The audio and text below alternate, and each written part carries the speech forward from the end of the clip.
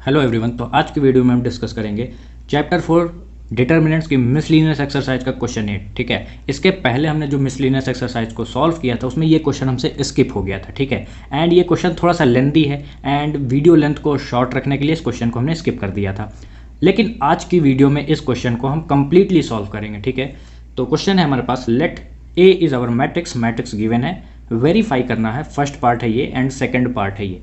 तो one by one सारे part को हम सॉल्व करते हैं। ठीक है, तो फर्स्ट पार्ट में है हमारे पास एडजॉइंट ऑफ मैट्रिक्स ए का inverse, it is equal to adjoint of A inverse. ठीक है, एलएचएस कंसिडर करते हैं सबसे पहले। एलएचएस क्या है? एडजॉइंट ऑफ मैट्रिक्स ए। इसको फाइंड आउट करने के बाद जो मैट्रिक्स आएगी उसका हमको निकालना है इनवर्स। तो एडजॉइंट निकाले मैट्रिक्स का, तो मैट्रिक्स ए है हमारे पास 1 -2 1 -2 3 एंड 1 1 1 एंड 5। ठीक है, एडजॉइंट क्या होता है? सिंपल, कोफैक्टर्स निकालने हैं, सारे एलिमेंट के मैट्रिक्स में पुट कर देना है एंड उस मैट्रिक्स का ट्रांसपोज निकालना है। ठीक है, तो सबसे पहले हम फाइंड आउट करेंगे adjoint of matrix A. It is equal to, सबसे पहला काम आपको कोफैक्टर्स निकालना है। तो 1 का कोफैक्टर क्या हो जाएगा? सिमिलरली 2 का -2 का कोफैक्टर क्या होगा? 1 का कोफैक्टर क्या होगा? ठीक है, तो 1 बाय 1 हम फाइंड आउट करते हैं। तो C11 C12 C13 C21 C22 C23 C31 C32 and C33। ठीक है, तो plus minus plus minus plus and minus plus minus and plus. ठीक, ये हमने क्यों किया है? अब आपको पता है कि कोफैक्टर का फॉर्मूला क्या होता है? -1 इसकी power i plus J into minor of that element, यही होता है ना। तो 1 1 की बात करते हैं, तो यहाँ 1 1 पुट करेंगे तो -1 की पावर 2 दैट इज +1, इसीलिए हमने प्लस लगा दिया। 1 2 की बात करेंगे तो -1 की पावर 3 -1 आएगा तो यहाँ हमने माइनस लगा दिया। अब हमको क्या करना है? सारे एलिमेंट का दिख रहा है माइनर निकालना है, इस साइन के साथ मल्टीप्लाई कर देना है। तो देखो 1 का माइनर क्या आएगा? ये कॉलम एंड ऊपर वाली रो को हाइड किया, 5 3 जा 15 -1 इंटू 1 क्या होगा? 1। तो 15 -1 दैट इज 14, तो प्लस इंटू 14 दैट इज +14। ठीक है, इसी तरीके से हम निकालेंगे -2 का माइनर। तो क्या हो जाएगा? बीच वाले कॉलम को एंड ऊपर वाली रो को हाइड किया, 5 इंटू -2 -10 -1 इंटू 1 1 होगा तो -11 बन गया, एंड माइनस माइनस प्लस तो +11 कोफैक्टर आ गया। इसी तरीके से आप सारे एलिमेंट के कोफैक्टर्स को फाइंड आउट करिए। ठीक है, तो मैंने इसको फाइंड आउट करके रखा है एंड आप मैच कर सकते हैं। तो C13 दैट इज़ 1, इसका माइनर क्या आ जाएगा? -5। ठीक है, इसका माइनर हो जाएगा -11, इसका माइनर हो जाएगा +4, इसका माइनर हो जाएगा +3, इसका माइनर हो जाएगा -5, इसका माइनर हो जाएगा +3 एंड इसका माइनर हो जाएगा -1।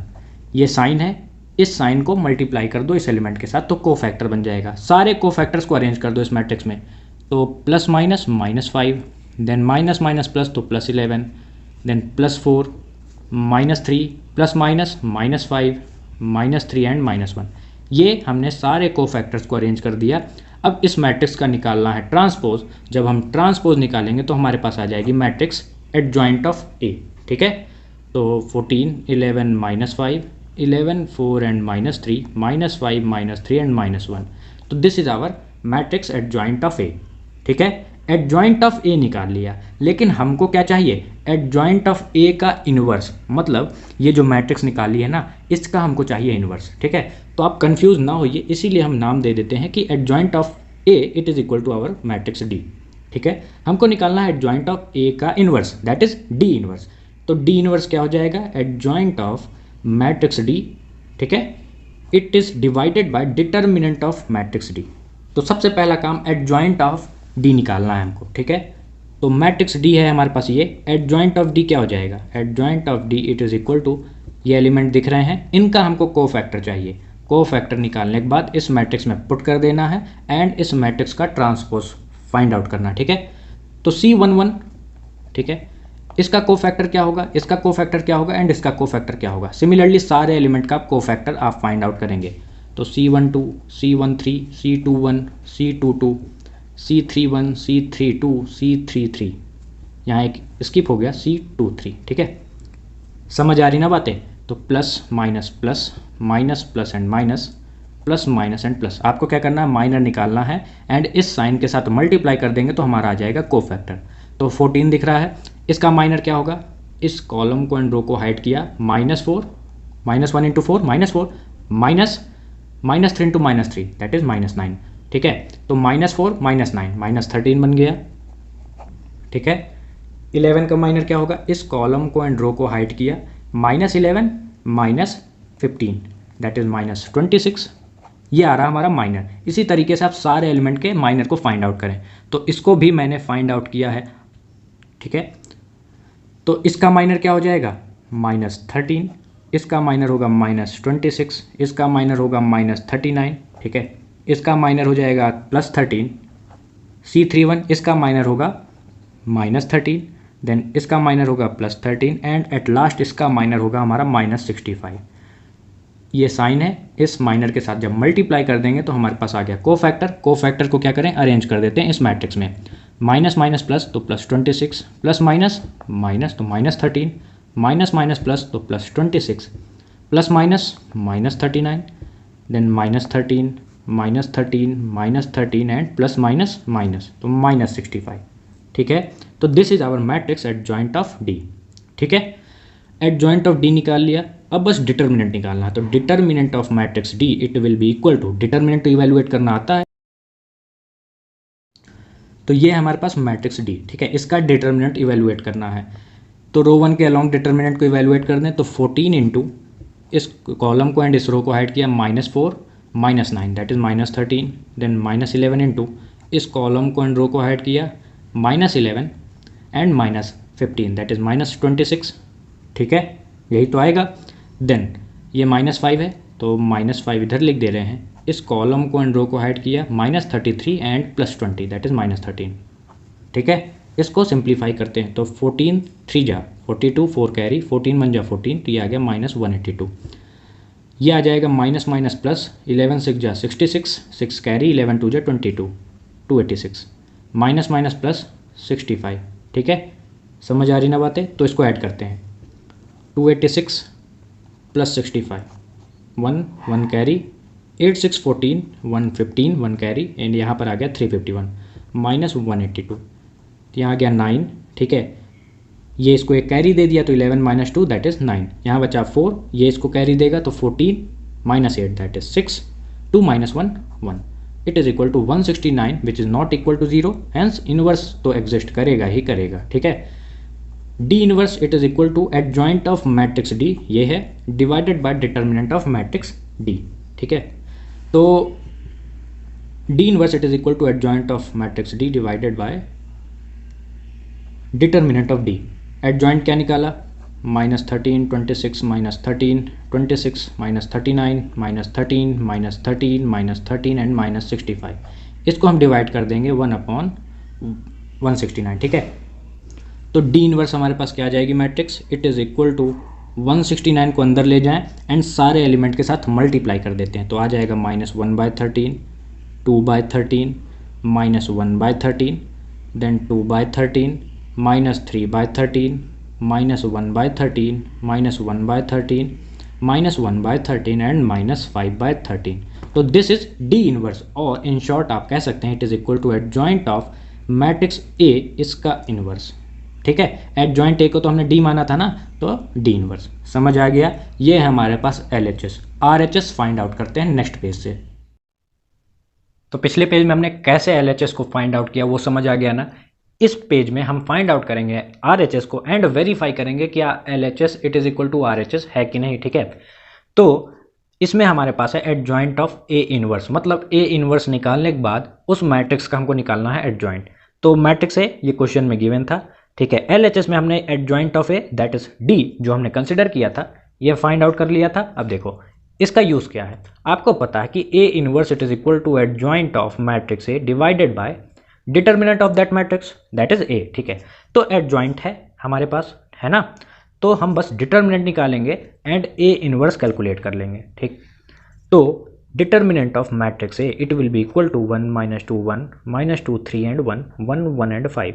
रो 1 के अलॉन्ग कैलकुलेट कर ले, क्या जाएगा, इस कॉलम को एंड इस रो को हाइड किया 5 3 जा 15 -1 that is 14 plus 2 multiplied by ये कॉलम एंड रो को हाइड किया -10 एंड -1 दैट इज -11, ठीक है। ये कॉलम एंड रो को हाइड किया -2 एंड -3, तो +1 इंटू -5 क्या आ जाएगा, -27, ठीक है, ये आ गया -27 which is equal to -13 and ये जो -13 है it is not equal to 0, hence inverse exist करेगा ना, ठीक है। तो डिटर्मिनेंट हमने निकाल लिया, ए इनवर्स क्या आ जाएगा, adjoint of matrix A divided by determinant of matrix A, ठीक है। तो it is equal to -1/13 into 14, 11, -5, 11, 4 and -3, -5, -3 and -1। हमने ए इनवर्स निकाल लिया है, लेकिन हमको चाहिए एडजॉइंट ऑफ ए इनवर्स, ठीक है। तो ये जो ए इनवर्स है ना, ये मैट्रिक्स, इसका हमको एडजॉइंट फाइंड आउट करना है। तो सपोज कर लेते हैं कि it is equal to matrix C, वहाँ पर डी कंसिडर किया था, यहाँ पर सी ले लेते हैं, ठीक है। तो एडजॉइंट ऑफ सी क्या आ जाएगा, it is equal to adjoint of A inverse, ठीक है। क्या करना है, ये मैट्रिक्स दिख रही है, इसको थोड़ा सा और सिंप्लीफाई करके मैं लिख दे रहा हूँ। क्या हम ऐसे लिख सकते हैं, -14/13, -11/13, +5/13, -11/13, -4/13, 3/13, 5/13, 3/13 एंड 1/13। कोई प्रॉब्लम तो नहीं। अब देखो ये जो एलिमेंट दिख रहे हैं, इन सारे एलिमेंट का आपको निकालना है कोफैक्टर्स, ठीक है। कोफैक्टर्स निकालने के बाद हम मैट्रिक्स में अरेंज कर देंगे एंड उस मैट्रिक्स का ट्रांसपोज फाइंड आउट कर लेंगे, तो हमारे पास ये आ जाएगा, ठीक। सारे एलिमेंट के कोफैक्टर्स को फाइंड आउट करते हैं। तो C11 it is equal to, ये कॉलम एंड रो को हाइड किया, इन दोनों को मल्टीप्लाई करेंगे तो क्या आएगा, -4/169, इन दोनों को मल्टीप्लाई करेंगे तो 9/169, it will be equal to -13/169, यही आएगा ना। तो आपका काम है सारे एलिमेंट का कोफैक्टर फाइंड आउट करना, ठीक है। C12, C13, C21, C22, C23, C31, C32, C33, ठीक है। Plus minus plus, minus plus and minus, plus minus and plus, इसका कॉन्सेप्ट मैं आपको अच्छे से बता चुका हूँ। तो देखो C12 आप मैच करते चलना, क्या आपका सेम आ रहा है कि नहीं। तो C12 माइनर जब हम फाइंड आउट करेंगे तो ये आएगा -26/169 एंड इस माइनर को जब माइनस से मल्टीप्लाई कर देंगे तो हमारे पास आ जाएगा कोफैक्टर, ठीक। C13 आएगा हमारे पास -13/169, C21 ये आएगा हमारे पास -26/169, ठीक है। C22 ये क्या आ जाएगा, इट इज़ इक्वल टू -39/169, ठीक है। C23 it will be equal to 13/169, ठीक है। C31 की बात करें, ये क्या आ जाएगा, -13/169, C32 it is equal to +13/169, at last C33 it is equal to -65/169, ठीक है। बात समझ आ गई ना। तो आप मैच कर लो, क्या आपके कोफैक्टर्स यही आ रहे हैं, ठीक है। तो कोफैक्टर्स निकाल लिए, adjoint of C it is equal to adjoint of A inverse which will be equal to, सारे कोफैक्टर्स को अरेंज कर दो, तो -13/169, ठीक, माइनस माइनस प्लस तो +26/169, प्लस माइनस माइनस तो -13/169, माइनस माइनस प्लस तो 26/169, plus minus minus 39/169, -13/169, then -13/169, -13/169 and finally plus minus minus तो -65/169। इसका हमको चाहिए ट्रांसपोज, ठीक है। तो सबसे पहले थोड़ा सा इसको सिंप्लीफाई कर लेते हैं, तो 1 जा 13 जा, तो -1/13, 2/13, -1/13, 2 जा 13 जा, तो 2/13, -3/13, -1/13, -1/13, -1/13 and -5/13। It is adjoint of A inverse, ठीक है। अब हमको ट्रांसपोज फाइंड आउट कर लेना है, तो हमारे पास रिक्वायर्ड रिजल्ट आ जाएगा। ट्रांसपोज निकाल लें तो -1/13, 2/13, -1/13, 2/13, -3/13, -1/13, -1/13, -1/13 एंड -5/13। तो this matrix it is our LHS। Match कर सकते हो आप, hence LHS it is equal to our RHS, proved. तो फर्स्ट पार्ट हमने आसानी से वेरीफाई कर लिया, ठीक है। सेकंड पार्ट है हमारे पास ए इनवर्स का इनवर्स, ठीक है। तो ए इनवर्स तो हमने निकाला ही है, क्या आया है, A inverse it is equal to this, ठीक है, ए इनवर्स का इनवर्स। एंड ये तो यूज होगा ही सेकंड पार्ट में, एडिशनली ये भी यूज होगा, ठीक है। तो यहां तक आप नोट कर लो, चलते हैं नेक्स्ट पेज पे एंड सेकंड पार्ट को भी आसानी से वेरीफाई कर देंगे। तो सेकंड पार्ट है हमारे पास ए इनवर्स का inverse it is equal to A. तो मैट्रिक्स ए हमारे पास गिवन है, ठीक है, क्वेश्चन में ही गिवन थी। तो this is our R H S. हमको शो करना है कि दिस आर एच एस और this L H S it is equal to our R H S, ठीक है।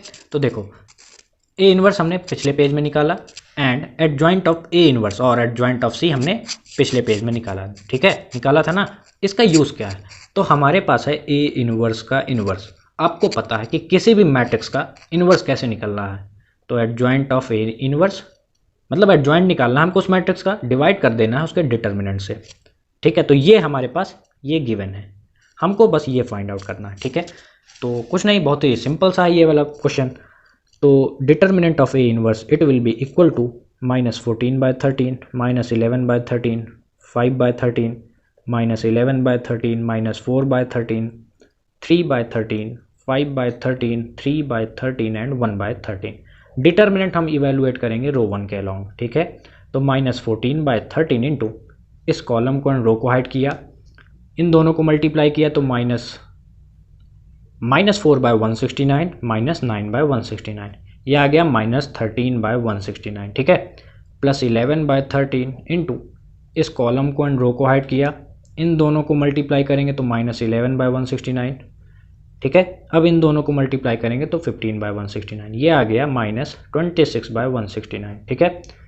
अब देखो प्लस 5/13 इंटू इस कॉलम को एंड रो को हाइड किया, इन दोनों को मल्टीप्लाई किया तो -33/169, इन दोनों को मल्टीप्लाई किया तो +20/169, ये आ गया -13/169। कोई प्रॉब्लम तो नहीं। तो 13 से 13 कैंसिल कर दे रहे हैं, ये 2 टाइम्स गया एंड ये 1 टाइम्स गया, ठीक है। तो डिटर्मिनेंट क्या आ जाएगा? माइनस माइनस प्लस, तो 14/169 प्लस माइनस माइनस तो 11/169 एंड 5 इंटू -1, यहाँ पर 11 नहीं रहेगा, रेदर 11 इंटू -2 -22, ठीक है। तो -22/169, इन दोनों को मल्टीप्लाई करेंगे दैट इज 5 इंटू -1, तो -5/169, ये क्या आ जाएगा -13/169 और it is equal to -1/13 which is not equal to 0, hence inverse exist करेगा। देयरफॉर ए इनवर्स का inverse it is equal to adjoint क्या निकाला हमने -1/13 2/13 -1/13 2/13 -3/13 1/13। देखो adjoint of A inverse given है ना, ये यही हम पुट कर दे रहे हैं। Then -1/13 -1/13 -5/13 this is divided by 1/13, minus है ना, तो ऐसे होगा 1/-1/13, ठीक है। बात समझ आ रही? तो 13 ऊपर चला जाएगा, ठीक।